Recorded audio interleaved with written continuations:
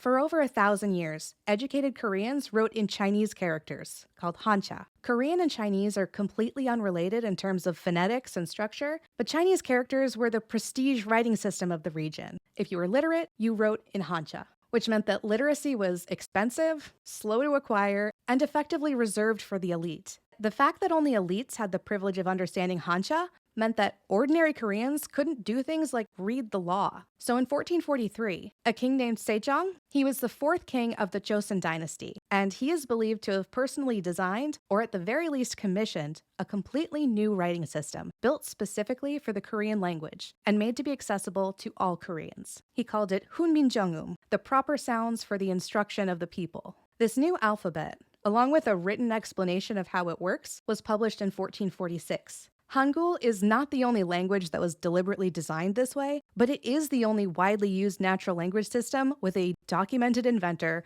a precise date, and a clearly defined link between letter shapes and articulation. The shapes of the 5 basic consonants are based on the position of your mouth and tongue when you make each sound. When I surveyed Korean speakers, 80% described Hangul as logical, and 70% called it both practical and simple, which is what King Sejong said he was going for. Mission accomplished, King Sejong. But Hangul wasn't immediately embraced by everyone. The elites, who had spent years mastering Hanja, were not exactly thrilled about a writing system that anyone could learn in an afternoon. By 1504, a king named Yeonsangun completely banned the study and use of Hangul because he didn't like some of the things people were writing about him. The ban only lasted 2 years on paper, and it was really only enforced for a few months anyway. But when Japan colonized Korea in 1910, Hangul was threatened again. In 1942, Japanese authorities arrested 29 members of the Korean Language Society, scholars who were doing nothing more than compiling a Korean dictionary. They were tortured. 2 died in prison before their trials were completed, and meanwhile, students were penalized for speaking Korean in school. But despite the ban, Hangul continued to spread from person to person in secret. So when Korea was liberated in 1945, Korean in both its spoken and written forms were restored.